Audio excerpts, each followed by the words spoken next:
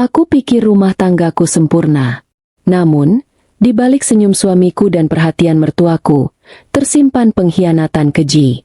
Mereka diam-diam berencana menggadaikan rumahku untuk biaya persalinan istri siri suamiku. Kini, saatnya aku membalikan keadaan dan menghancurkan rencana mereka tanpa ampun. Sembari bersiap mendengarkan kisah ini, yuk, absen dulu di kolom komentar, dari kota mana saja kalian menonton.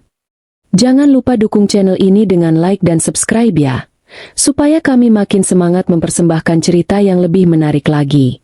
Pagi itu dimulai seperti rutinitas biasa yang selalu kujalani selama 4 tahun usia pernikahanku dengan Mas Rangga.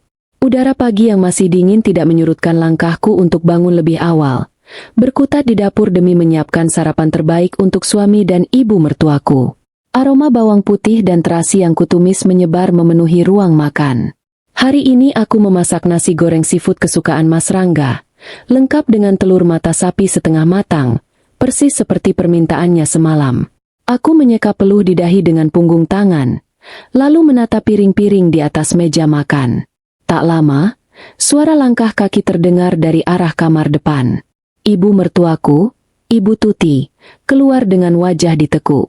Beliau langsung duduk di kursi makan, matanya memindai hidangan di atas meja dengan tatapan menilai yang sudah sangat kuhafal. Hanya nasi goreng lagi, Selina? Tanya ibu mertuaku dengan nada datar yang syarat akan kritikan. Tubuh Rangga itu butuh gizi yang seimbang. Dia itu tulang punggung keluarga, kerja keras dari pagi sampai malam. Kalau tiap hari sarapannya cuma begini, bagaimana dia bisa sehat? Aku menarik napas panjang, berusaha menahan perasaanku. Ini pesanan Mas Rangga semalam, Ibu. Katanya Mas Rangga lagi kepingin banget makan nasi goreng seafood buatan Selina. Kalau Ibu mau, Selina bisa buatkan bubur ayam atau roti panggang sebentar. Ibu mendengus pelan, lalu mengambil piring. Tidak usah, nanti malah telat. Oh ya, bulan ini kamu sudah haid belum? Teman-teman arisan ibu sudah pada sibuk pamer cucu. Ibu malu kalau ditanya kapan nimang cucu. Kalian ini sudah 4 tahun nikah. Masa rumah masih sepi begini? Perempuan itu kodratnya memberi keturunan. Percuma karir bagus kalau rahimnya kosong. Kata-kata itu meluncur begitu saja dari mulut ibu mertuaku. Tajam dan menusuk langsung ke ulu hati. Ini bukan pertama kalinya beliau menyindirku soal anak. Aku hanya bisa menunduk, meremas ujung celemek yang kukenakan. Mataku mulai terasa panas, tapi aku menahan sekuat tenaga agar air mata tidak jatuh. Mas Rangga yang baru saja keluar dari kamar, sudah rapi dengan kemeja kerjanya, langsung duduk dan menyantap sarapan tanpa banyak bicara. Dia mendengar ucapan ibunya, tapi hanya menepuk pelan punggung tanganku, sebuah pembelaan bisu yang sebenarnya tidak pernah cukup untuk menyembuhkan luka di hatiku. Setelah sarapan usai dan Mas Rangga berangkat kerja, aku pun bersiap menuju kantorku. Perjalanan menuju kantor hari itu terasa lebih melelahkan dari biasanya. Jalanan kota yang macet parah membuat kepalaku yang sejak pagi sudah berdenyut, kini terasa semakin berat. Aku menyandarkan kepalaku di kaca taksi, memejamkan mata sejenak, mencoba mengusir rasa mual yang tiba-tiba menyerang perutku. Sesampainya di meja kerja, layar komputer yang menyala terang justru membuat pandanganku semakin berkunang-kunang. Tumpukan dokumen yang harus kuperiksa tampak seperti deretan angka yang berputar-putar dan membuat perutku semakin mual. Sel, kamu pucat banget. Loh, kamu sakit? Tanya Mbak Rini, rekan kerja di sebelah kubikelku dengan nada khawatir. Iya, Mbak. Kepalaku pusing banget rasanya. Perut juga mual dari tadi. Jawabku sambil memijat pelipis. Sudah, kamu izin pulang setengah hari saja. Wajahmu sudah kayak kertas HVS begitu. Nanti biar kerjaanmu yang belum selesai aku yang handle sementara. Cepat pulang dan istirahat, bujuk Mbak Rini. Setelah mendapat izin dari atasan, aku memesan taksi online untuk pulang. Di dalam taksi, bayangan kasur yang empuk dan kamar yang sejuk terus menari di kepalaku. Aku hanya ingin tidur dan mengistirahatkan tubuhku yang terasa remuk. Tepat pukul 2 siang, taksi berhenti di depan rumahku. Pagar rumah ternyata tidak dikunci rapat, hanya diselot dari luar. Suasana rumah tampak sepi dari luar. Mobil Mas Rangga terparkir di garasi. Rupanya suamiku juga sedang pulang ke rumah. Mungkin sedang jam istirahat atau ada barang yang tertinggal. Aku membuka pintu utama dengan sangat pelan. Berniat langsung menuju kamar tanpa membangunkan ibu mertuaku yang biasanya sedang tidur siang di jam-jam segini. Namun, saat kakiku baru saja melangkah melewati lorong kecil menuju ruang keluarga, langkahku terhenti. Samar-samar, ku dengar suara obrolan dari ruang televisi. Itu suara Mas Rangga dan ibu. Aku menghentikan langkahku di balik tembok. Entah kenapa firasatku mendadak tidak enak. Obrolan mereka terdengar serius, bukan sekadar obrolan santai biasa.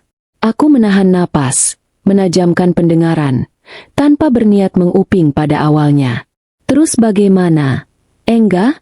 Ratih sudah sering mengeluh perutnya sering kram. Kandungannya sudah masuk bulan ke-7. Dia minta lahiran di rumah sakit bersalin yang bagus, bukan di bidan biasa. Kamu sudah siapkan uangnya belum? Suara ibu mertuaku terdengar mendesak. Dek! Jantungku seolah berhenti berdetak sedetik. Ratih? Kandungan bulan ke-7? Siapa Ratih? Rangga juga bingung. Bu, gaji Rangga bulan ini sudah habis buat bayar cicilan mobil sama kasih jatah bulanan ke Selina. Uang tabungan Rangga juga sudah ludes buat sewa kontrakan Ratih yang baru. Selina akhir-akhir ini teliti banget soal pengeluaran. Rangga nggak berani minta uang lebih ke dia. Jawab Mas Rangga dengan nada frustrasi.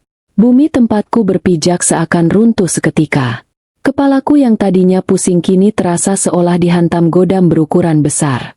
Suamiku, Mas Rangga menafkahi wanita lain bernama Ratih, mengontrakan rumah untuknya, dan wanita itu sedang hamil 7 bulan. Kakiku gemetar hebat, lututku lemas seolah kehilangan tulangnya. Aku menutup mulutku dengan kedua tangan, menahan isak tangis yang hampir meledak dari tenggorokanku.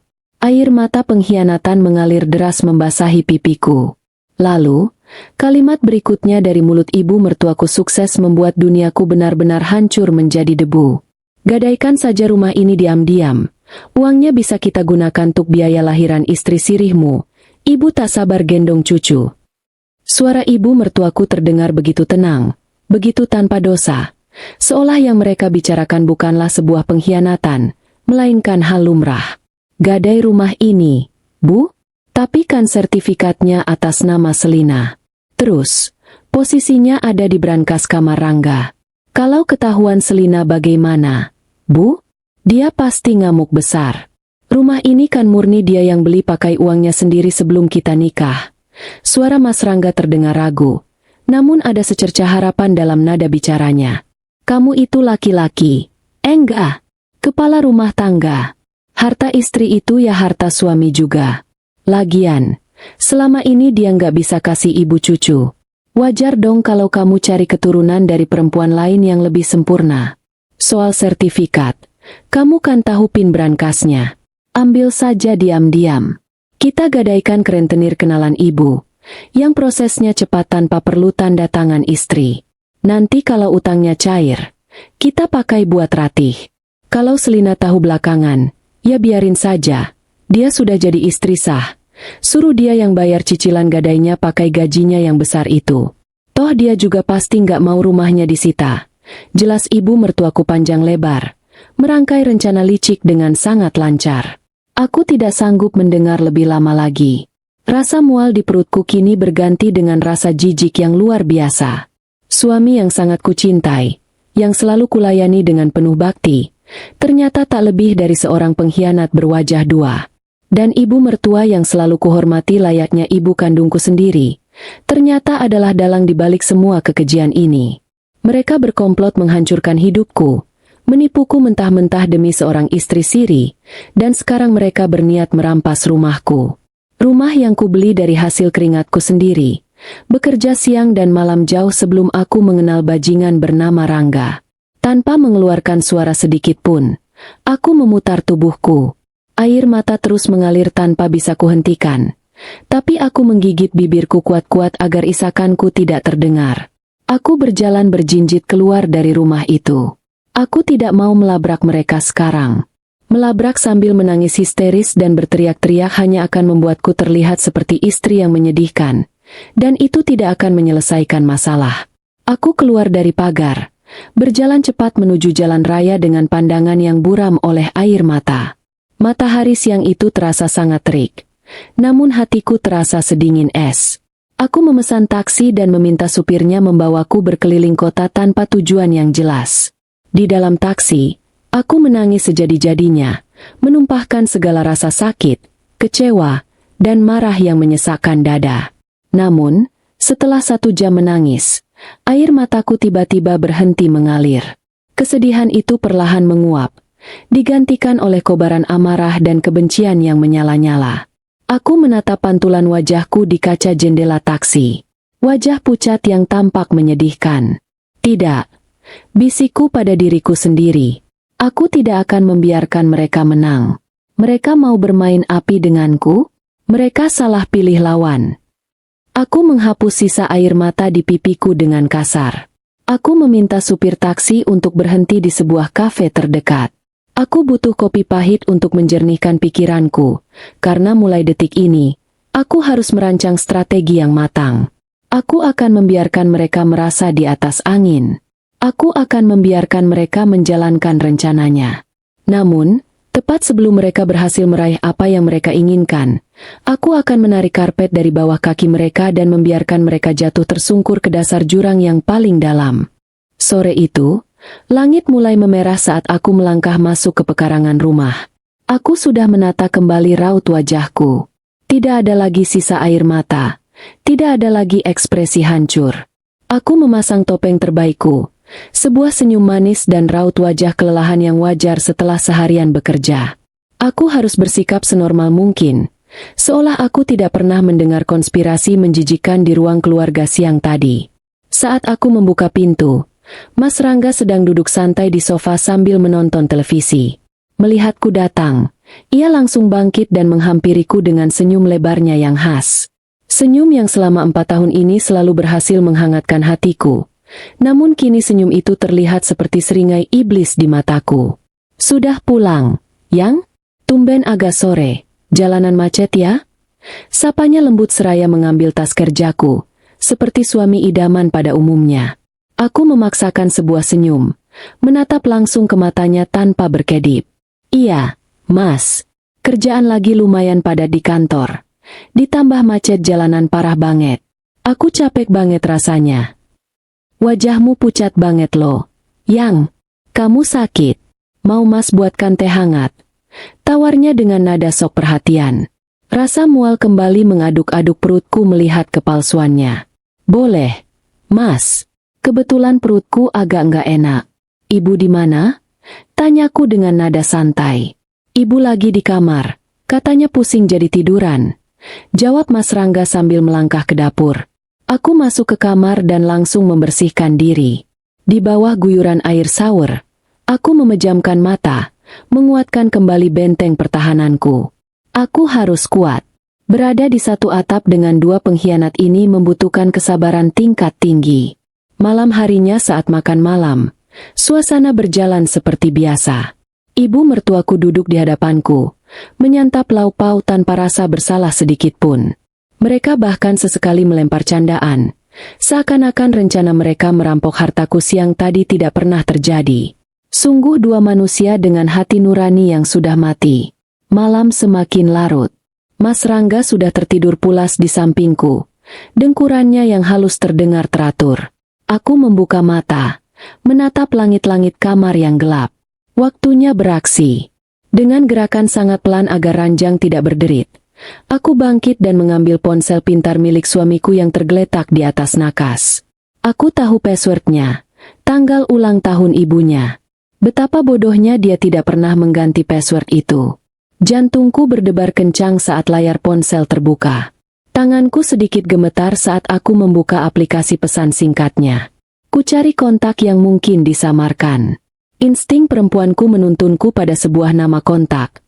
Montir bengkel langganan. Mana mungkin seorang montir bengkel dipin di bagian paling atas chat dan memiliki notifikasi bisu? Aku membuka obrolan tersebut. Napasku tertahan. Dadaku sesak melihat deretan pesan di sana. Mas, dedek bayinya nendang-nendang terus nih. Kapan Mas kesini? Aku kangen. Sabar ya sayang. Mas lagi cari alasan buat keluar. Istri tuaku lagi bawel banget soal pengeluaran. Bulan ini kita tahan dulu ya belanjanya. Ih, Mas MAH gitu. Aku kan mau lahiran di RS kasih ibu. Mas, aku nggak mau di bidan kampung. Pokoknya Mas harus cari uang. Kan kata ibu mertua mau gadai rumah yang Mas tempatin sekarang. Kapan cair uangnya? Iya sayang. Ini Mas lagi atur waktu yang pas buat ambil sertifikatnya di brankas. Kamu tenang saja. Demi anak laki-laki kita, Mas akan lakukan apa saja. Love you. Air mataku menetes tanpa komando. Jatuh tepat di layar ponsel. Sesakit ini rasanya melihat bukti nyata pengkhianatan dengan mata kepalaku sendiri. Bukan hanya pesan teks. Ada banyak kiriman foto di sana. Foto hasil USG. Foto suamiku sedang memeluk mesra perut buncit wanita muda berkulit putih yang sangat cantik, hingga foto mereka berdua di sebuah rumah kontrakan yang rapi. Di salah satu pesan, wanita bernama Rati itu juga membagikan lokasi rumah kontrakannya secara detail. Aku tidak membuang waktu. Aku mengambil ponselku sendiri, lalu memotret layar ponsel Mas Rangga satu persatu. Semua bukti chat, foto, bukti transfer rutin setiap bulan, dan alamat kontrakan wanita itu. Aku mendokumentasikan semuanya dengan teliti tanpa tertinggal satupun. Ini adalah peluru utamaku untuk menghancurkan mereka di pengadilan nanti. Setelah memastikan semua bukti tersimpan aman di ponsel dan layanan cloud pribadiku, aku menghapus riwayat terakhir ponsel Mas Rangga dan meletakkannya kembali di posisi semula, persis seperti sebelumnya. Aku kembali berbaring di samping suamiku, menatap punggungnya dengan rasa jijik yang luar biasa. Tidak ada lagi cinta tersisa. Yang ada hanya ambisi untuk membalas dendam. Malam itu, aku sama sekali tidak bisa memejamkan mata hingga pagi menjelang. Keesokan paginya, setelah Mas Rangga berangkat kerja dan ibu mertuaku pergi ke pasar untuk belanja bulanan, rumah menjadi kosong. Inilah kesempatan yang kutunggu-tunggu. Aku sengaja mengambil cuti dadakan dengan alasan sakit kepala berat. Padahal rencanaku jauh dari sekadar berbaring di kasur. Aku mengunci pintu kamar utama dan langsung menuju sudut ruangan tempat lemari pakaianku berada. Di balik tumpukan baju, tersembunyi sebuah brankas baja kecil. Aku menekan kombinasi angka PIN brankas tersebut. Klik. Pintu brankas terbuka. Di dalamnya tersimpan beberapa dokumen penting, buku tabungan, perhiasan emas simpananku, dan yang paling krusial, sebuah map plastik berwarna biru. Aku menarik map itu dan membukanya. Sertifikat hak milik, SHM, rumah ini, atas nama Selina. Aku menatap dokumen itu dengan pandangan nanar. Rumah ini adalah hasil keringat darahku. Aku bekerja banting tulang sejak lulus kuliah, mengambil proyek tambahan sana-sini, hidup irit setengah mati, hanya agar aku memiliki tempat bernaung yang layak sebelum usiaku menginjak 30 tahun. Dan ketika aku menikah dengan Mas Rangga, aku dengan lapang dada membawa dia dan ibunya untuk tinggal bersamaku di rumah ini secara gratis, memberikan mereka kenyamanan tanpa harus pusing memikirkan biaya cicilan atau sewa. Balasan mereka? Mereka ingin merampasnya dan memberikan uangnya untuk perempuan lain. Kalian tidak akan pernah mendapatkan sepeser pun dari jerih payahku, desisku tajam. Aku mengeluarkan sertifikat rumah itu, memasukkannya ke dalam tas selempangku beserta semua perhiasan emas, buku tabungan, dan surat-surat berharga lainnya. Aku membiarkan brankas itu terlihat rapi, menutupnya kembali dan menguncinya. Namun isinya kini sudah kosong melompong. Setelah memastikan penampilanku rapi, aku melangkah keluar rumah, mengunci pintu rapat-rapat. Tujuanku hari ini jelas. Aku harus menemui seseorang yang bisa membantuku mengeksekusi rencana pembalasan ini dengan cepat, bersih, dan mematikan. Seseorang yang memiliki sumber daya dan ketertarikan pada properti. Sambil menunggu taksi pesananku tiba di depan rumah, aku menatap bangunan bergaya minimalis ini. Rumah yang menyimpan banyak kenangan, yang dulunya kuanggap sebagai istana surgaku, kini hanyalah sarang pengkhianat yang harus segera kuruntuhkan. Taksi yang kutumpangi melaju membelah padatnya lalu lintas kota. Mataku menatap lurus keluar jendela, melihat deretan gedung bertingkat dan kendaraan yang saling berdesakan, namun pikiranku melayang jauh melampaui jalanan aspal ini. Keputusanku sudah bulat. Tidak ada lagi ruang untuk keraguan, apalagi belas kasihan. Rumah itu, istana kecil yang kubangun dengan keringat dan air mata, akan kulepas hari ini juga. Tujuanku adalah sebuah restoran mewah di kawasan pusat bisnis. Aku sudah membuat janji temu dadakan dengan Pak Haris, salah satu rekan bisnisku yang memiliki perusahaan properti. Pak Haris sudah lama mengincar rumahku. Lokasinya yang strategis di sudut jalan utama perumahan membuatnya sangat cocok untuk dijadikan kantor cabang atau klinik. Dulu, aku selalu menolak tawaran menggiurkan darinya karena aku sangat mencintai rumah itu. Namun sekarang, rumah itu tak lebih dari sebuah bangunan menjijikan yang dipenuhi aura pengkhianatan. Aku tiba di restoran 15 menit lebih awal. Tak lama kemudian, Pak Haris datang bersama Bu Rina, seorang notaris dan pejabat pembuat akta tanah langganan perusahaan kami yang terkenal dengan kerjanya yang cepat, akurat, dan bisa diandalkan. Selamat siang, Selina. Tumben sekali kamu mengajak bertemu mendadak di jam kerja begini. Ada proyek baru yang harus kita bahas cepat. Sapa Pak Haris sambil menarik kursi dan duduk di hadapanku. Wajah paruh bayanya menyeratkan kebingungan sekaligus rasa penasaran. Aku memaksakan sebuah senyum tipis, lalu mengeluarkan map biru dari dalam tas selempangku dan meletakkannya di atas meja. Selamat siang, Pak Haris, Bu Rina. Terima kasih sudah bersedia meluangkan waktu dengan sangat mendadak. Tidak ada proyek baru, Pak. Saya mengundang Bapak ke sini untuk membahas soal rumah saya. Mata Pak Haris langsung berbinar seketika. Rumahmu? Maksudnya, kamu akhirnya bersedia menjual rumah sudut itu kepadaku. Aku mengangguk mantap. Benar, Pak. Saya ingin menjualnya kepada Bapak hari ini juga. Namun, saya punya beberapa syarat yang tidak bisa ditawar. Bu Rina mulai mengeluarkan buku catatannya, siap mendengarkan. Pak Haris mencondongkan tubuhnya ke depan, menunjukkan ketertarikan penuh. Sebutkan saja, Selina. Kamu tahu persis aku sangat menginginkan properti itu. Berapa harga yang kamu minta? Saya akan berikan diskon 30% dari harga pasar yang berlaku saat ini. Ucapku tenang, membuat mata Pak Haris sedikit membelalak terkejut. Tapi sebagai gantinya, saya minta pembayaran dilakukan secara tunai keras hari ini juga ke rekening baru yang akan saya berikan. Syarat kedua, proses balik nama di notaris harus diurus secepat kilat. Saya serahkan sepenuhnya kepada Bu Rina. Dan syarat ketiga, yang paling penting, saya minta Bapak segera mengeksekusi atau mengambil alih rumah tersebut tepat 3 hari dari sekarang, tanpa kompromi. Pak Haris tampak berpikir sejenak, mengelus dagunya. 30% di bawah harga pasar adalah penawaran yang sangat luar biasa gila, Selina. Tentu saja aku punya dana tunai yang siap dicairkan hari ini. Proses balik nama bisa Bu Rina urus dengan jalur prioritas. Tapi, eksekusi dalam 3 hari? Bukankah kamu dan suamimu masih tinggal di sana? Kemana kalian akan pindah dalam waktu sesingkat itu? Itu bagian dari masalah pribadi saya, Pak Haris. Potongku halus namun tegas. Bapak tidak perlu memikirkan saya. 3 hari lagi, silakan Bapak datang membawa pihak berwajib atau keamanan Bapak untuk mengosongkan rumah itu. Siapapun yang ada di dalam rumah saat itu, usir saja. Anggap saja mereka penghuni gelap. Apakah Bapak bersedia? Pak Haris menatapku lekat-lekat, menyadari ada sebuah drama besar di balik keputusanku ini.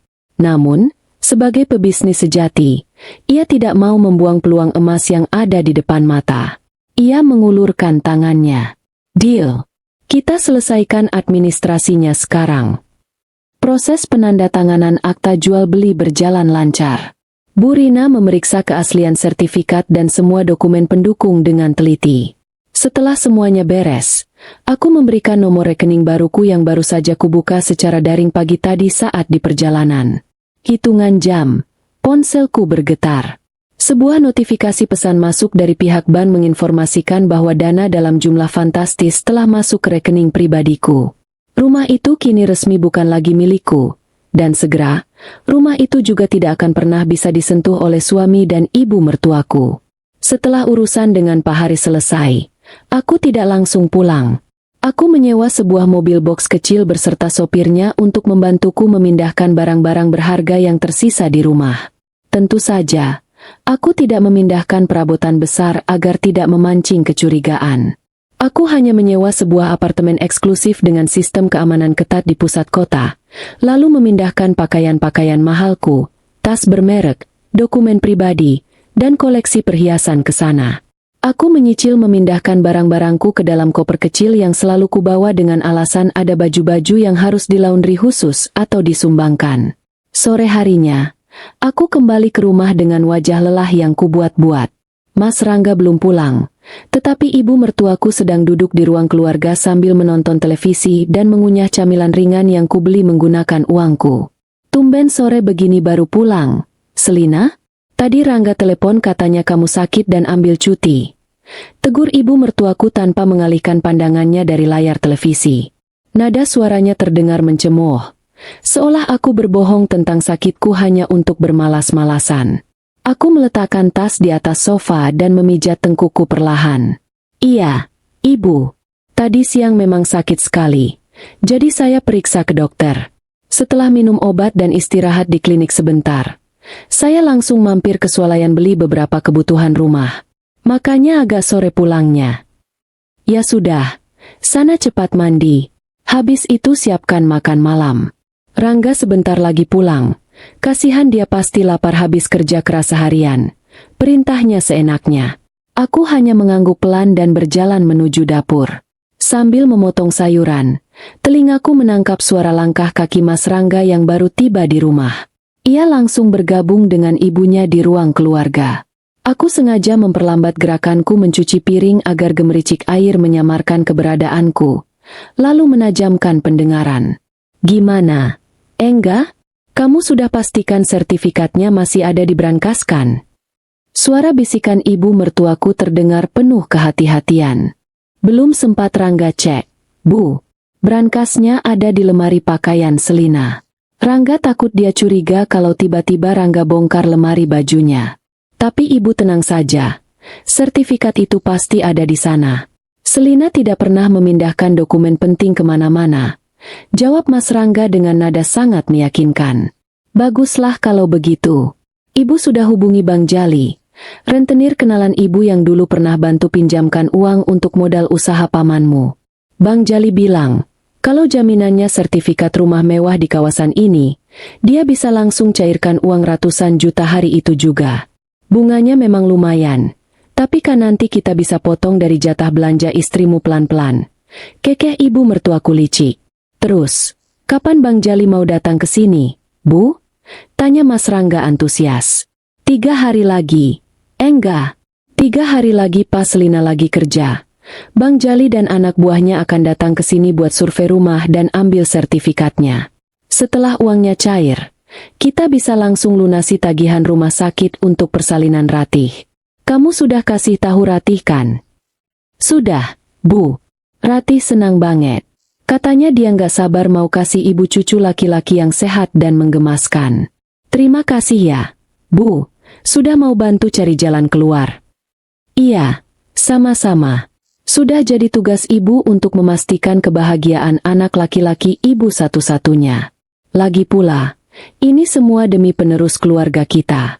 Kalau mengandalkan istri sahmu yang mandul itu, sampai kiamat pun ibu nggak akan bisa gendong cucu. Aku menggenggam pisau dapur di tanganku dengan sangat erat hingga buku-buku jariku memutih. Amarah mendidih hingga ke ubun-ubun mendengar rencana busuk dan hinaan yang mereka lontarkan. Mereka merencanakan pencurian di rumahku sendiri, menggunakan hartaku untuk membiayai hasil perselingkuhan yang menjijikan, dan masih berani menghinaku dengan sebutan mandul. Malam itu, saat makan malam berlangsung, aku menatap wajah suami dan ibu mertuaku secara bergantian. Mereka makan dengan lahap, tertawa, dan membicarakan rencana akhir pekan seolah-olah tidak ada rahasia kelam yang sedang mereka sembunyikan. Di mataku, mereka bukan lagi keluarga. Mereka adalah lintah parasit yang sedang menghitung hari menuju kebinasaan. Aku menyuapkan makanan ke dalam mulutku tanpa bisa merasakan rasanya. Bibirku melengkung membentuk senyuman misterius. 3 hari lagi. Nikmatilah makanan gratis dan ranjang empuk ini selagi bisa. Mas Rangga, Ibu, karena 3 hari dari sekarang, kalian akan tahu bagaimana rasanya terlempar ke jalanan tanpa memiliki apa-apa. Hari ketiga yang dinanti-nanti akhirnya tiba. Pagi-pagi sekali, aku sudah berpakaian sangat rapi dengan kemeja sutra dan blazer elegan. Wajahku kupulas dengan riasan sempurna. Aku memasukkan beberapa helai pakaian terakhir ke dalam koper kecil beroda. Saat aku keluar dari kamar, Mas Rangga dan ibu mertuaku sedang menikmati kopi pagi mereka di meja makan. "Loh, Selina, bawa koper kecil mau kemana pagi-pagi begini?" tegur Mas Rangga. Matanya memancarkan rasa ingin tahu yang berusaha ia sembunyikan di balik nada suaranya yang lembut. "Ada tugas luar kota mendadak dari kantor. Mas, aku harus ke Bandung meninjau proyek di sana. Mungkin menginap 2 atau 3 hari. Surat tugasnya baru turun semalam, jadi aku belum sempat bilang." Jawabku dengan suara lancar dan meyakinkan. Kebohongan yang sudah kususun sedemikian rupa agar mereka memiliki ruang gerak bebas di rumah ini. Mendengar jawabanku, aku bisa melihat sekilas kilatan lega dan gembira di mata ibu mertuaku. Tentu saja mereka bahagia. Kepergianku selama beberapa hari adalah kesempatan emas bagi mereka untuk mengeksekusi rencana jahatnya tanpa hambatan. "Oh, begitu ya. Hati-hati di jalan ya.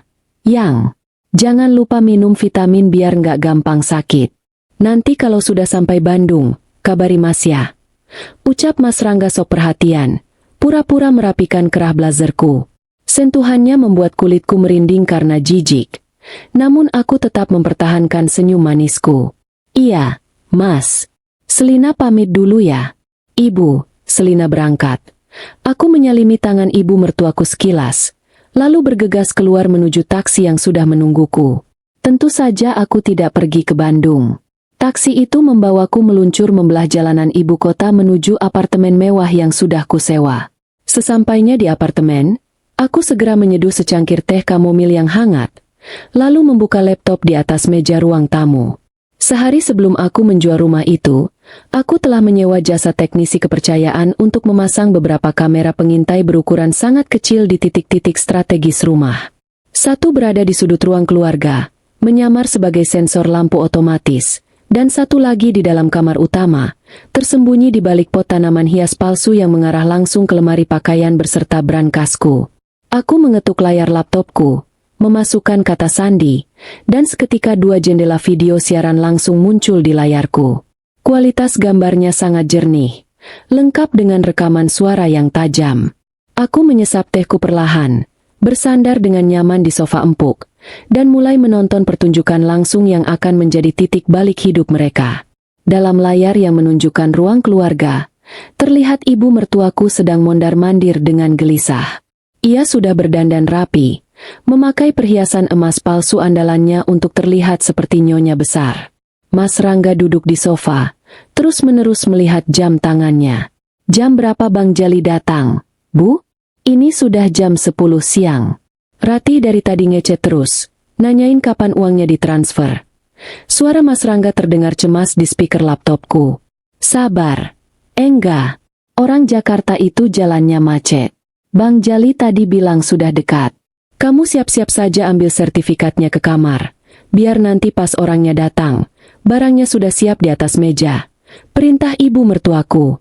Mas Rangga mengangguk setuju. Ia beranjak dari sofa dan berjalan menuju kamar utama. Aku segera membesarkan jendela video yang menampilkan sudut kamar. Terlihat Mas Rangga masuk dengan tergesa-gesa. Ia mengunci pintu kamar dari dalam, lalu menuju lemari pakaianku. Tangannya dengan cekatan menyingkirkan tumpukan bajuku yang sengaja kutinggalkan sebagai kamuflase, lalu mulai memutar kombinasi angka pada brankas baja tersebut. Jantungku berdebar bukan karena cemas, melainkan karena kegembiraan yang membuncah. Aku menatap layar tanpa berkedip. Klik. Pintu brankas terbuka. Tubuh Mas Rangga membeku seketika. Dari kamera, aku bisa melihat bahunya menegang. Ia diam mematung selama beberapa detik sebelum akhirnya tangannya dengan panik mulai mengaduk-aduk bagian dalam brankas. Kosong. Tidak ada map biru, tidak ada buku tabungan, tidak ada perhiasan, tidak ada apa-apa selain udara hampa. Mas Rangga mulai bertingkah seperti orang kesurupan. Ia menarik keluar semua pakaianku dari dalam lemari, melemparkannya ke lantai dengan kasar. Ia membongkar laci-laci meja rias, mencari di bawah kasur, bahkan membongkar koper kosong yang ada di sudut kamar. Keringat dingin mulai bercucuran membasahi kemejanya. Wajahnya pucat pasi, seperti baru saja melihat hantu. Gak mungkin, gak mungkin. Di mana sertifikat itu? Desisnya panik. Tangannya memegangi kepalanya yang pasti mulai berdenyut hebat. Dari luar kamar, terdengar suara gedoran pintu yang keras. Engga, Rangga, buka pintunya. Bang Jali sudah datang ini di depan. Bawa anak buahnya. Mana sertifikatnya? Cepat bawa ke depan. Teriak ibu mertuaku dari balik pintu. Mas Rangga membuka pintu dengan tangan gemetar. Wajahnya yang kebingungan langsung disambut oleh raut tidak sabar ibunya. Mana barangnya? Tanya ibu mertuaku menengadahkan tangan. Hilang. Bu, brankasnya kosong melompong. Gak ada sertifikat di dalam sana. Gak ada perhiasan Selina juga. Semuanya raib. Suara Mas Rangga bergetar hebat. Nyaris menangis. Mata ibu mertuaku melotot seakan mau keluar dari kelopaknya. Apa kamu bilang? Jangan main-main. Enggak. Bang Jali sudah nunggu di ruang tamu. Dia bukan orang yang bisa diajak bercanda. Coba kamu cari lagi yang benar. Mungkin terselip. Sudah Rangga cari ke seluruh penjuru kamar. Bu, nggak ada. Selina pasti sudah memindahkannya. Dalam layar ruang keluarga, terlihat seorang pria berbadan besar dengan kumis tebal. Bang Jali, duduk mengangkang di sofa, ditemani dua orang berwajah sangar di belakangnya. Mendengar keributan dari arah kamar, Bang Jali bangkit dan menghampiri mereka. Heh, Bu Tuti, mana barang jaminannya? Jangan buang-buang waktu saya banyak urusan lain. Bentak Bang Jali dengan suara menggelegar. Ibu mertuaku langsung menciut. Keberaniannya menguap entah kemana. Anu, Bang Jali, sepertinya sertifikatnya sedang dibawa oleh menantu saya. Dia kebetulan lagi dinas luar kota hari ini. Wajah Bang Jali langsung memerah pada menahan amarah. Ia menggebrak meja terdekat dengan keras, membuat pajangan kaca di atasnya jatuh dan pecah berantakan. Mas Rangga dan ibu mertuaku terlonjak kaget dan mundur ketakutan. Kalian mau main-main sama saya? Hah? Manggil saya jauh-jauh ke sini, janji mau gadai sertifikat rumah mewah, tapi barangnya nggak ada. Kalian pikir saya ini orang bodoh yang bisa kalian tipu mentah-mentah? Raung Bang Jali. Ampun, Bang. Kami benar-benar tidak tahu kalau sertifikatnya dipindahkan. Tolong beri kami waktu beberapa hari lagi sampai istri saya pulang. Bang, Mas Rangga memohon, merendahkan dirinya seperti seekor cacing di hadapan rentenir itu. Bang Jali meludah ke lantai dengan jijik. Dasar keluarga gembel. Banyak gaya mau pinjam ratusan juta. Jaminan saja tidak punya. Jangan panggil saya lagi kalau barangnya tidak ada di tangan kalian. Ayo cabut. Bang Jali dan anak buahnya pergi meninggalkan rumah itu, membanting pintu depan hingga engselnya berderit. Ibu mertuaku langsung terduduk lemas di lantai, menangis histeris. Aduh Gusti, bagaimana ini? Enggak. Dari mana kita dapat uang untuk Ratih? Dia bisa marah besar kalau tahu uangnya nggak cair. Mas Rangga mengacak-acak rambutnya frustrasi, berjalan mondar-mandir seperti setrikaan rusak. Aku tersenyum puas melihat kekacauan itu dari layar laptopku. Minuman tehku terasa jauh lebih manis dari biasanya. Namun, pertunjukan belum berakhir. Bagian terbaiknya baru saja akan dimulai. Tiba-tiba, bel rumah berbunyi dengan nyaring. Teng tong. Ibu mertuaku langsung berhenti menangis, menatap putranya dengan penuh harap. Itu pasti Bang Jali balik lagi. Enggak. Coba kamu bujuk dia. Jaminkan saja mobilmu dulu atau BPKB-nya. Mas Rangga buru-buru berlari membuka pintu utama. Namun, alih-alih wajah sangar Bang Jali yang muncul, kamera depan rumahku, yang juga terhubung ke layarku, menangkap sosok Pak Haris. Ia datang mengenakan setelan jas rapi, diapit oleh 3 orang pria bertubuh tegap berseragam keamanan swasta, dan di belakangnya berdiri Pak RT lingkungan perumahan kami. Maaf. Bapak siapa ya? Ada keperluan apa mencari saya? Tanya Mas Rangga kebingungan melihat rombongan tersebut. Pak Haris tersenyum dingin. Ia melangkah masuk ke teras tanpa dipersilakan. Anda yang bernama Rangga? Mantan suami atau suami dari Ibu Selina? Mendengar nama Selina disebut, ibu mertuaku bergegas ikut ke depan. Iya, ini Rangga, suami Selina. Bapak ini siapa? Ada urusan apa dengan menantu saya? Tanpa basa-basi, Pak Haris mengeluarkan sebuah map dari dalam tas kerjanya dan menyerahkannya kepada Pak RT. Pak RT, yang wajahnya terlihat canggung, berdeham pelan sebelum berbicara. Begini, Nak Rangga, Bu Tuti, kedatangan saya ke sini untuk mendampingi Bapak Haris. Pak Haris ini adalah pemilik baru dari rumah yang sedang kalian tempati ini. Ucap Pak RT hati-hati. Bagaikan disambar petir di siang bolong, rahang Mas Rangga jatuh. Matanya terbelalak lebar. Ibu mertuaku memegangi dadanya.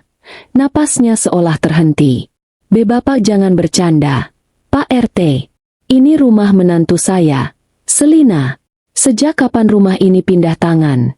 Pekik ibu mertuaku tak terima. Pak Haris mengambil kembali map tersebut dan mengeluarkan dokumen di dalamnya. Membeberkannya tepat di depan wajah Mas Rangga. Ini sertifikat hak milik atas nama saya, Haris Setiawan, beserta akta jual beli yang sah, disahkan oleh notaris negara 3 hari yang lalu. Ibu Selina telah menjual rumah ini kepada saya secara tunai, dan semua proses balik nama sudah selesai. Mas Rangga merebut dokumen itu dengan kasar. Matanya menyapu setiap huruf dan stempel legal yang tertera di sana. Tangannya bergetar hebat hingga kertas itu ikut berbunyi gemerisi.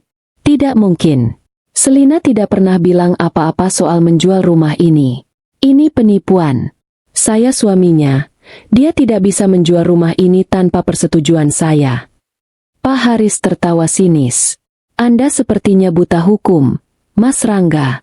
Rumah ini adalah harta bawaan Ibu Selina. Beliau membelinya jauh sebelum menikah dengan Anda, dan tidak ada perjanjian pranikah atau pencampuran harta. Secara hukum mutlak, beliau berhak menjualnya kepada siapa saja tanpa memerlukan tanda tangan atau izin Anda sepeser pun. Kata-kata Pak Haris menohok telak. Mas Rangga mundur selangkah, menabrak kusen pintu. Wajahnya benar-benar hancur, pucat seperti mayat. Lalu kami harus bagaimana? Cicit Mas Rangga, suaranya nyaris tak terdengar. Sesuai kesepakatan saya dengan pihak penjual, saya akan segera melakukan renovasi besar-besaran untuk menjadikan rumah ini sebagai klinik kesehatan. Oleh karena itu, saya memberikan waktu 1 kali 24 jam kepada Anda berdua untuk mengosongkan rumah ini. Bawa semua barang pribadi kalian, atau orang-orang saya yang akan mengeluarkannya ke jalan raya besok pagi, tegas Pak Haris tanpa keraguan sedikit pun. 1 hari. Yang benar saja, Pak, kami ini manusia. Bukan binatang yang bisa diusir seenaknya. Kami mau tinggal di mana? Ibu mertuaku berteriak histeris. Air matanya kini mengalir deras bukan karena sandiwara, melainkan ketakutan yang nyata. Ia merosot ke lantai teras, menangis meraung-raung meratapi nasibnya. Itu bukan urusan saya, Bu. Waktu kalian berjalan mulai dari detik ini. Besok pagi jam 8, rumah ini harus sudah bersih. Pungkas Pak Haris. Ia mengangguk sopan pada Pak RT, lalu berbalik pergi meninggalkan Mas Rangga dan ibunya yang hancur lebur di teras rumah. Di apartemen, aku tertawa terbahak-bahak hingga perutku kram. Air mata kebahagiaan mengalir di sudut mataku. Kulihat dari layar ponselku yang sedari tadi tergeletak di samping laptop. Layar itu menyala berulang kali. Puluhan panggilan masuk dari kontak bernama Mas Rangga. Aku mengambil ponsel tersebut, menatap nama itu sejenak dengan perasaan puas yang tak terkira. Tanganku bergerak ke layar, menekan tombol tolak panggilan, lalu dengan satu ketukan mantap, aku memilih opsi blokir kontak. Selamat menikmati karma kalian, pengkhianat. Runtuhnya istana kalian baru saja dimulai. Pagi itu, sinar matahari menembus tirai apartemen mewah yang baru 2 hari ku tempati. Aku sedang menikmati secangkir kopi espresso hangat sambil membaca berita ekonomi di layar sabak digitalku, ketika tiba-tiba interkom di dinding ruang tamu berbunyi. Aku meletakkan cangkir kopi dan menekan tombol hijau. Terdengar suara petugas keamanan dari lobi bawah. Nadanya terdengar sedikit tegang. "Selamat pagi, Ibu Selina. Mohon maaf mengganggu waktunya." Di lobi saat ini ada seorang pria dan wanita parubaya yang memaksa ingin naik ke unit ibu. Pria itu mengaku bernama Bapak Rangga, suami ibu. Mereka sedari tadi berteriak-teriak dan membuat keributan di lobi karena kami larang masuk sesuai instruksi ibu sebelumnya. "Bagaimana arahan ibu selanjutnya?" lapor petugas keamanan itu. Aku tersenyum tipis. Rupanya Mas Rangga cukup pintar juga melacak keberadaanku. Mungkin dia mengemis informasi dari Mbak Rini di kantor, atau membongkar riwayat taksi daring dari akun yang dulu pernah kutautkan di komputernya. Tidak masalah. Aku memang sudah menantikan momen ini. Biarkan mereka naik. "Pak, tolong kawal mereka sampai ke depan pintu unit saya. Tapi Bapak berdua tetap bersiaga di lorong ya. Jangan tinggalkan mereka sendirian bersama saya." Instruksiku dengan tenang. Aku berjalan menuju meja kerja kecil di sudut ruangan, mengambil 2 buah map tebal yang sudah kusiapkan sejak semalam, lalu melangkah menuju pintu utama.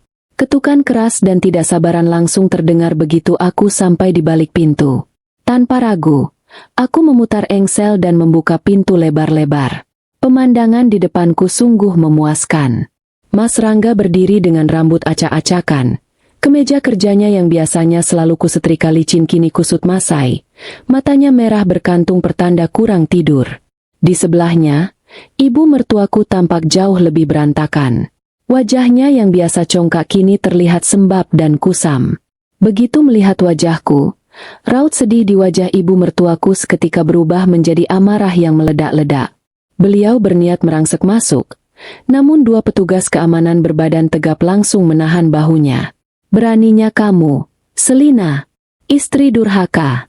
Istri macam apa kamu yang tega menjual rumah suaminya sendiri secara diam-diam dan membuat kami diusir seperti gelandangan?" teriak ibu mertuaku melengking hingga menggema di sepanjang lorong apartemen. Urat-urat di lehernya menonjol keluar. "Di mana otakmu? Hah? Suamimu itu kepala keluarga. Kamu harusnya tunduk dan melayani dia, bukan malah berkhianat begini." Aku bersedekap dada, menatap wanita tua itu dari atas sampai bawah dengan tatapan sedingin es. Tidak ada sebulir pun air mata di pelupuk mataku. Kelemahanku sudah habis terkuras di dalam taksi hari itu. "Berkhianat, ibu bilang?" balasku pelan, namun suaraku mengiris udara dengan tajam. Aku menoleh ke arah Mas Rangga yang menunduk tak berani menatap mataku. "Mas Rangga, silakan jelaskan pada ibumu siapa yang sebenarnya berkhianat di sini." Mas Rangga mendongak, matanya berkaca-kaca. Tolong, Mas mohon, tarik kembali penjualan rumah itu. Kita bicarakan baik-baik.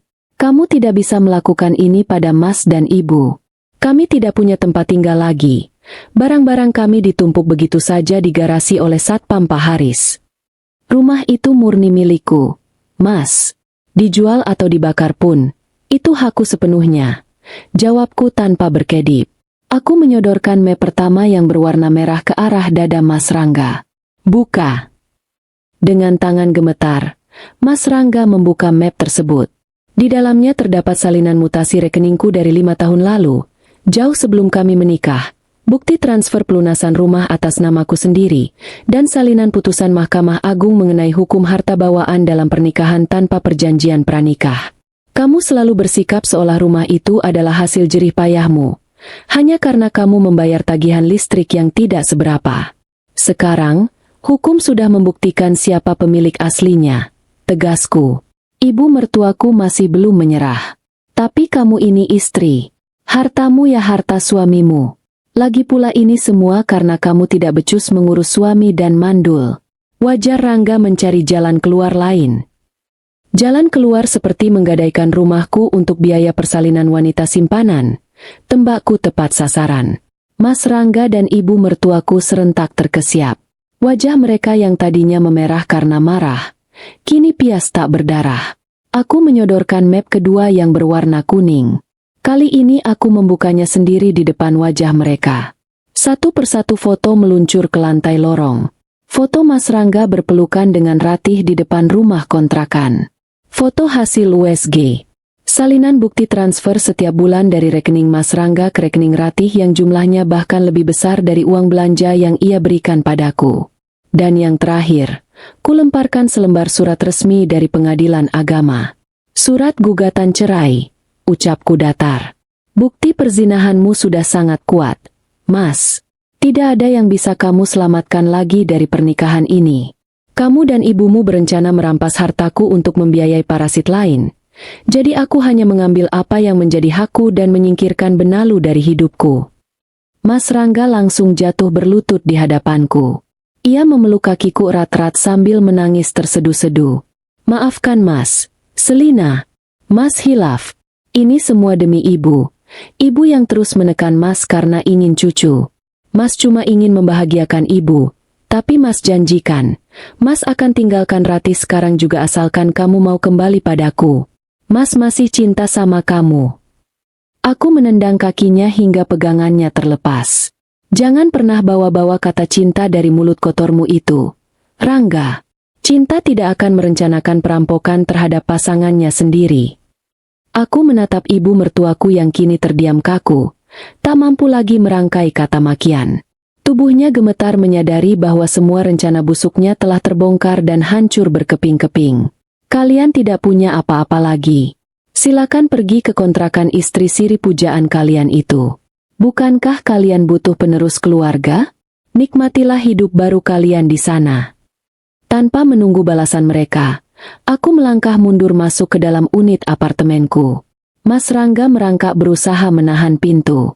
Pak, tolong seret mereka keluar dari gedung ini. Jika mereka berani datang lagi, hubungi polisi atas tuduhan perbuatan tidak menyenangkan. Perintahku pada kedua petugas keamanan yang sejak tadi hanya terdiam menyaksikan drama tersebut. Baik, Bu. Jawab satpam bertubuh paling besar. Ia langsung menarik kerah kemeja Mas Rangga dan menyeretnya berdiri. Aku menatap wajah suamiku untuk yang terakhir kalinya. Sampai jumpa di meja hijau, Mas. Bisikku pelan. Lalu kututup pintu apartemen rapat-rapat, mengunci mereka dari kehidupanku untuk selamanya. 2 minggu setelah konfrontasi di apartemenku, hidupku berjalan dengan sangat damai dan produktif. Aku kembali fokus pada pekerjaanku di kantor, dan bahkan mendapatkan promosi jabatan karena kinerjaku yang dianggap memuaskan. Tidak ada lagi rutinitas pagi yang melelahkan demi melayani suami yang tak tahu diri. Tidak ada lagi omelan mertua yang membuat telinga panas. Siang itu, saat jam istirahat kantor, aku janjian bertemu dengan Pak Dimas di sebuah restoran. Pak Dimas adalah seorang penyelidik swasta yang kusewa sejak hari pertama aku mengetahui perselingkuhan Mas Rangga.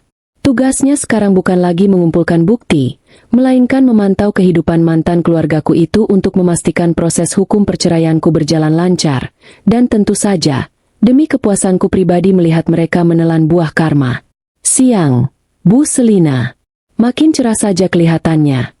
Sapa Pak Dimas ramah seraya duduk di depanku, meletakkan sebuah tablet komputer di atas meja. Siang, Pak Dimas.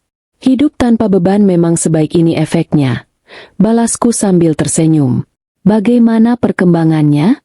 Apa surat panggilan sidang sudah sampai ke tangan mereka? Sudah, Bu. Tepat sasaran. Tapi ada hal yang jauh lebih menarik dari sekadar surat panggilan sidang. Pak Dimas tersenyum misterius. Ia menyentuh layar tabletnya, memutar sebuah rekaman suara yang diiringi beberapa foto tersembunyi beresolusi tinggi.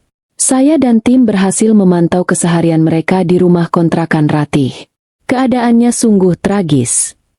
Aku mencondongkan tubuh, menatap layar tablet itu dengan penuh minat. Foto pertama menampilkan sebuah rumah petak di ujung gang sempit yang kumuh. Lebar rumah itu mungkin tidak lebih dari 3 meter. Di depan pintunya, terlihat tumpukan tas dan kardus berisi barang-barang Mas Rangga dan Ibu Tuti yang berhasil mereka selamatkan dari rumah lamaku. Mereka berdua pindah ke sana di hari yang sama saat diusir dari apartemen ibu. Ratih awalnya menyambut mereka dengan senyum manis. Namun, semuanya berubah drastis malam itu juga. Jelas Pak Dimas sambil menekan tombol putar pada rekaman suara. Rupanya, Pak Dimas berhasil meletakkan alat penyadap kecil di tas Mas Rangga saat pria itu berdesak-desakan di lobi apartemenku tempo hari. Dari speaker tablet, terdengar suara pertengkaran yang sangat nyaring. Suara wanita muda yang melengking kasar. Itu pasti Ratih. Maksud Mas apa rumahnya dijual? Terus uang ratusan juta dari gadai sertifikat yang ibu janjikan itu mana? Mas, aku ini lagi hamil tua. Butuh uang buat persalinan di rumah sakit. Butuh beli perlengkapan bayi. Ratih berteriak histeris. Suaranya serak karena amarah.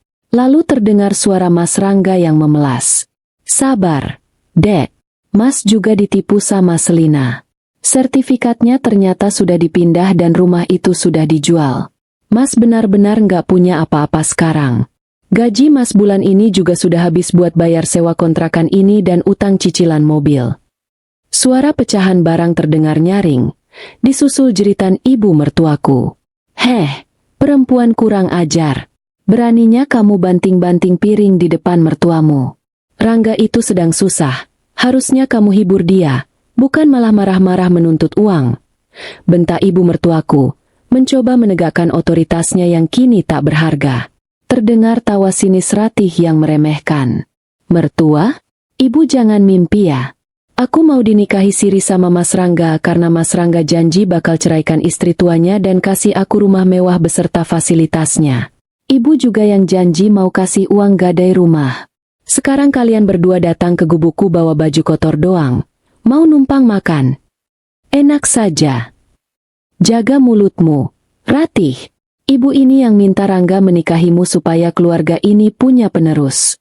Kamu harusnya bersyukur. Ibu mertuaku membalas tak kalah sengit. Penerus apa?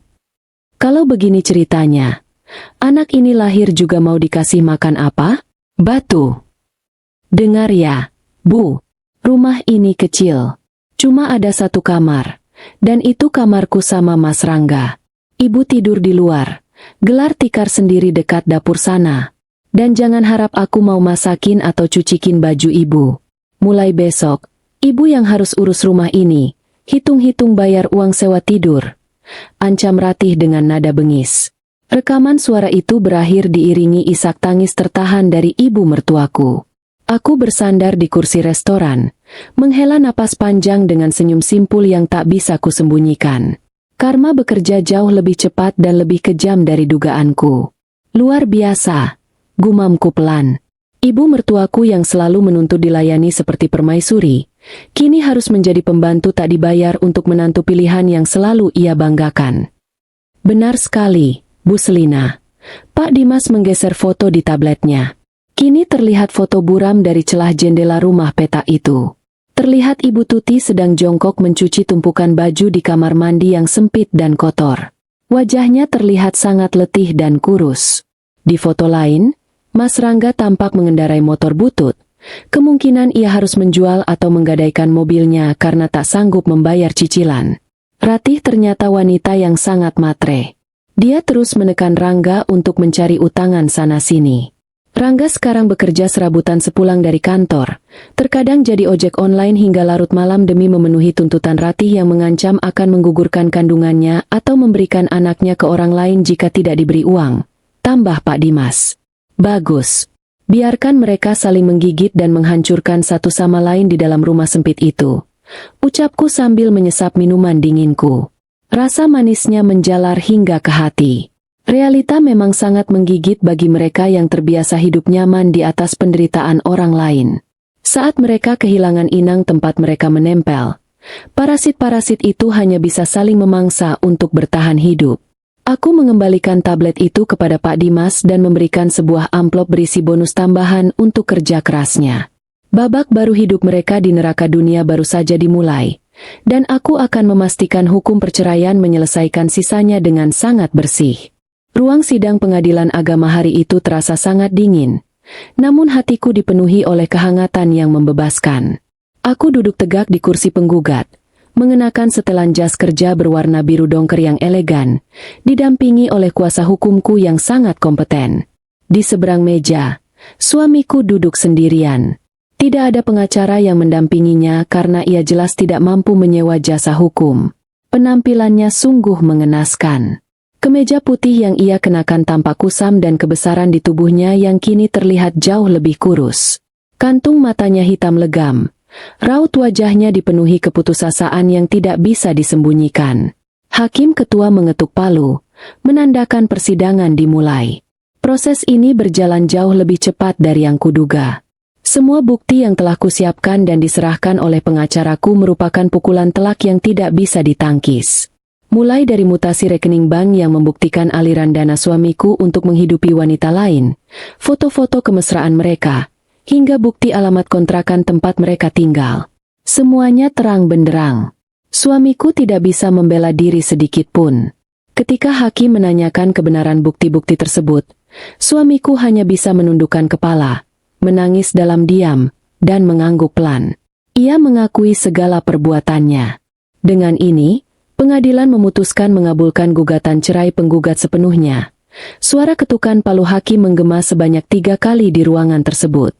Ketukan palu itu bagaikan alunan musik paling indah yang pernah kudengar. Segala beban, ikatan beracun, dan penghinaan yang selama ini menempel dalam hidupku hancur seketika. Aku resmi terbebas. Aku memenangkan semua tuntutanku. Tidak ada pembagian harta gana gini karena semua aset terbukti murni berasal dari harta bawaanku. Aku bangkit dari kursi, menyalami pengacaraku dengan senyum lebar yang tulus. Saat aku melangkah keluar dari ruang sidang, mantan suamiku berusaha mengejarku. "Tolong, tunggu sebentar. Tolong dengarkan aku dulu." Suaranya parau, tangannya berusaha meraih ujung jas yang kukenakan. Aku menepis tangannya dengan kasar, menatapnya dengan pandangan jijik yang tidak lagi kututupi. "Urusan kita sudah selesai di dalam ruangan tadi. Jangan pernah berani menyentuhku lagi atau aku akan melaporkanmu atas tuduhan pelecehan." "Aku hancur, aku benar-benar hancur," ia merintih. Air matanya membasahi pipinya yang cekung. "Tolong kasihani aku sedikit saja. Ibu sakit keras. Ia terkena serangan jantung ringan karena stres. Tubuh sebelah kirinya lumpuh. Aku tidak punya uang untuk membawanya ke rumah sakit yang bagus. Tolong pinjamkan aku sedikit uang. Aku janji akan mengembalikannya." Aku menatapnya tajam. Tidak ada sebersit pun rasa iba di hatiku. "Itu bukan urusanku lagi. Mintalah pada istri barumu yang sangat diidam-idamkan ibumu itu. Bukankah ibumu rela melakukan kejahatan demi wanita itu? Sekarang nikmatilah hasil dari pilihan kalian." Aku berbalik dan melangkah pergi tanpa menoleh lagi, meninggalkan pria itu meratapi nasibnya di lorong pengadilan yang sepi. Beberapa hari setelah putusan sidang, aku kembali bertemu dengan Pak Dimas untuk menyelesaikan sisa pembayaran jasanya. Sambil menikmati makan siang di sebuah kafe, Pak Dimas memberikan laporan terakhirnya mengenai kondisi keluarga mantan suamiku. Laporan yang membuat seleraku makan siangku semakin bertambah. Hari persalinan Ratih akhirnya tiba, Bu. Pak Dimas memulai ceritanya dengan nada santai, namun matanya menyiratkan kepuasan melihat targetnya menderita. Sesuai prediksi kita, semuanya hancur berantakan. Ratih yang sudah sangat kesakitan menuntut dibawa ke rumah sakit swasta elit, seperti yang dulu dijanjikan mantan suami ibu. Ia berteriak histeris di dalam rumah kontrakan sempit itu, menolak dibawa kemanapun selain ke rumah sakit mahal. Aku menyesap es teh manisku perlahan. Lalu, mantan suamiku pasti tidak punya uang untuk itu kan? Tentu saja tidak. Saldo rekeningnya sudah minus, utangnya menumpuk. Jangankan rumah sakit elit, untuk makan sehari-hari saja ia sudah kesulitan. Akhirnya, dengan susah payah dan dibantu tetangga kontrakan yang merasa terganggu dengan teriakan Ratih, mantan suami ibu membawa wanita itu ke klinik bidan desa terdekat yang biayanya sangat murah. Jelas Pak Dimas. Aku bisa membayangkan betapa murkanya wanita matre itu. Dia pasti mengamuk. Lebih dari mengamuk, Bu. Saat pembukaan belum lengkap dan ia menahan sakit, Ratih terus-menerus memaki mantan suami ibu di depan banyak orang. Ia mengutuk pria itu sebagai laki-laki miskin, pembohong, dan tidak berguna. Bahkan bidan yang menanganinya sampai harus menegurnya berkali-kali karena suara Ratih sangat mengganggu pasien lain. Pak Dimas terkekeh pelan. Anak itu akhirnya lahir dengan selamat. Seorang bayi laki-laki. Tapi kedatangannya sama sekali tidak membawa kebahagiaan bagi keluarga itu. Mengapa begitu? Tanyaku penasaran. Pak Dimas mengeluarkan ponselnya dan menunjukkan sebuah rekaman video singkat yang diambil dari kejauhan. Karena Ratih menolak merawat anak itu tanpa ada jaminan uang. Begitu mereka pulang dari klinik bidan, keributan besar kembali meledak. Ratih menangis sejadi-jadinya melihat anaknya hanya dipakaikan baju bekas yang dibeli dari pasar loak, tanpa boks bayi, tanpa susu formula mahal, dan harus tidur di atas kasur tipis yang panas. Aku menyimak penjelasan Pak Dimas dengan saksama. Ratih memberikan ultimatum yang sangat gila. Ia mengancam akan membawa pergi anak itu dan memberikannya kepada kerabatnya yang kaya di kampung jika mantan suami ibu tidak bisa memberikan uang puluhan juta dalam waktu 1 minggu untuk biaya hidup yang layak. Ratih tidak mau hidup miskin, apalagi harus direpotkan dengan mengurus bayi di rumah petak yang kumuh, lanjut Pak Dimas. Dan bagaimana dengan mantan ibu mertuaku? Tanyaku menyinggung soal wanita tua yang sangat terobsesi dengan kehadiran cucu laki-laki itu. Wajah Pak Dimas berubah menjadi sedikit serius, meski tidak menyembunyikan kepuasannya. Itulah puncak kehancurannya, Bu. Mantan ibu mertua ibu, yang seperti ibu tahu terkena serangan stroke ringan, kini hanya bisa terbaring tak berdaya di sudut rumah kontrakan. Ia bisa mendengar semua cacian dan makian Ratih kepada putranya. Ia bisa melihat cucu laki-laki yang sangat ia idam-idamkan menangis kelaparan, sementara ibunya sendiri menolak menyusui karena marah. Aku terdiam, membayangkan pemandangan tragis itu. Sebuah keluarga yang dulu hidup nyaman dengan fasilitas mewah dariku, kini terperosok ke dasar jurang yang paling kotor. Mantan ibu mertua ibu tidak bisa berbuat apa-apa selain menangis terseduh-seduh setiap hari. Ia tidak bisa bergerak bebas, tubuh kirinya kaku. Sementara Ratih menolak mentah-mentah untuk merawatnya. Ratih terang-terangan berkata bahwa ia bukan perawat jompo tak dibayar. Jika mantan suami ibu sedang pergi mencari uang, Ratih seringkali membiarkan wanita tua itu kelaparan dan kehausan di sudut ruangan tanpa ada yang membantu. Pak Dimas menutup laporannya dengan gelengan kepala. Mereka benar-benar menuai apa yang mereka tabur dengan sangat cepat. Bu. Aku mengangguk puas. Dendamku telah tuntas. Aku tidak perlu lagi mengotori tanganku atau menghabiskan energiku untuk menghukum mereka. Keserakahan dan pengkhianatan mereka sendirilah yang telah menjadi pisau bermata dua, mencabik-cabik kehidupan mereka sendiri hingga tak tersisa. Aku menutup map laporan dari Pak Dimas, menyerahkan sisa pelunasannya, dan mengucapkan terima kasih atas kerja kerasnya. Mulai hari ini, aku benar-benar menutup buku tentang mereka. Tidak ada lagi masa lalu yang menahan langkahku. Kini, saatnya aku fokus pada masa depanku sendiri. 6 bulan telah berlalu sejak ketukan palu pengadilan memutus rantai penderitaanku. Waktu berjalan dengan sangat cepat dan membawa perubahan yang luar biasa dalam hidupku. Udara pagi yang kuhirup kini terasa sangat ringan dan menyegarkan.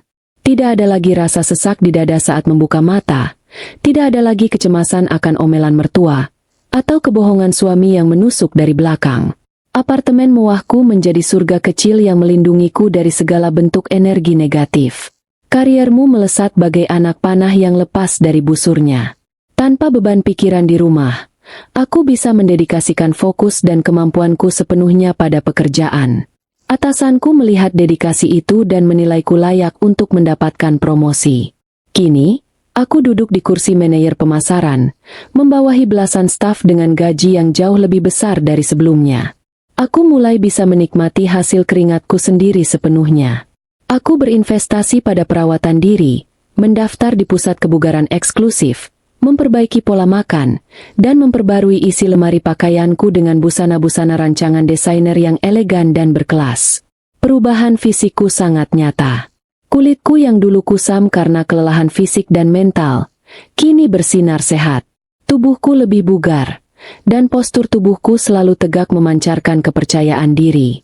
Teman-teman kantorku sering memujiku, mengatakan bahwa perceraian ternyata membuatku terlihat 5 tahun lebih muda. Aku hanya menanggapinya dengan tawa renyah, karena memang itulah kenyataannya. Membuang racun dari dalam hidup terbukti menjadi obat kecantikan yang paling manjur. Sore itu, hujan rintik-rintik mengguyur kota Jakarta, menyisakan udara yang sejuk dan basah. Aku sedang dalam perjalanan pulang dari kantor, mengendarai mobil sedan mewah keluaran terbaru yang baru saja kubeli bulan lalu sebagai bentuk penghargaan untuk diriku sendiri.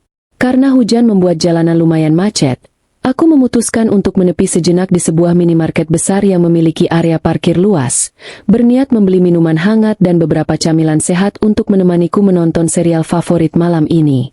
Aku memarkirkan mobilku tepat di dekat pintu masuk. Seorang petugas keamanan minimarket dengan sigap membukakan payung untukku saat aku turun dari mobil. Aku mengucapkan terima kasih sambil menyelipkan selembar uang tip ke tangannya. Aku melangkah masuk ke dalam minimarket. Aroma khas pendingin ruangan dan wangi kopi langsung menyambut penciumanku. Aku berjalan santai melewati lorong-lorong rak. Sepatu hak tinggiku beradu dengan lantai keramik menghasilkan bunyi ketukan yang berirama tegas. Saat aku berbelok ke lorong bagian perlengkapan bayi dan susu, langkahku perlahan melambat hingga akhirnya terhenti sepenuhnya. Di ujung lorong, berdiri seorang pria berpakaian lusuh sedang berjongkok menghadap deretan rak paling bawah. Punggungnya melengkung lelah. Jaket tipis yang ia kenakan tanpa kebesaran menutupi tubuhnya yang kurus kering. Rambutnya berantakan. Beberapa helai uban sudah mulai terlihat menghiasi kepalanya. Padahal usianya belum menginjak kepala 4. Pria itu sedang memegang 2 buah kotak susu formula bayi dengan ukuran paling kecil. Ia menatap lekat-lekat label harga yang tertera di rak, lalu membuka dompet kulitnya yang tampak usang. Tangannya yang gemetar mengeluarkan beberapa lembar uang ribuan yang sudah lecek dan skepal uang koin. Ia menghitungnya berulang kali dengan bibir bergerak-gerak tanpa suara, membandingkan jumlah uang di tangannya dengan harga susu di rak. Ia tampak bingung dan frustrasi karena uangnya tidak cukup untuk membeli merek susu yang ada di tangannya. Pada akhirnya, ia meletakkan kembali kotak susu tersebut dengan bahu merosot, lalu mengambil kotak susu merek lain yang harganya paling murah dan kualitasnya berada di kasta terendah. Dadaku berdesir halus, bukan karena simpati, melainkan karena sebuah realita yang terpampang telanjang di depan mataku. Pria malang dan menyedihkan itu adalah mantan suamiku. Ia berdiri sambil memegang satu kotak susu murahan itu erat-erat di dadanya, lalu berbalik arah berniat menuju kasir. Tepat pada saat itulah, pandangan kami bertemu. Langkah kakinya terhenti seketika, seolah kakinya tiba-tiba terpaku ke lantai keramik. Kotak susu yang dipegangnya hampir saja terlepas dari genggamannya. Matanya yang cekung membesar, menatapku dari ujung kaki hingga ujung kepala dengan tatapan tidak percaya.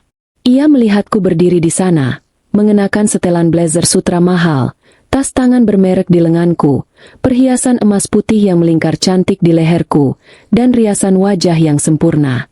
Perbedaan di antara kami saat ini bagaikan bumi dan langit yang jaraknya tak terhingga. Bibirnya gemetar. Ia mencoba membuka mulut untuk mengatakan sesuatu. "Sel!" Suaranya tertahan di tenggorokan, terdengar sangat serak dan penuh dengan keputusasaan. Matanya berkaca-kaca, memancarkan ribuan penyesalan yang kini tak ada lagi gunanya. Ia menatap sepatu pantofelnya yang solnya sudah mulai menganga, lalu kembali menatap wajahku dengan sorot mata memohon, persis seperti anjing yang kelaparan meminta tulang. Aku tidak mengatakan sepatah kata pun. Aku tidak membalas sapaannya, tidak mencacinya, dan tidak juga membuang muka.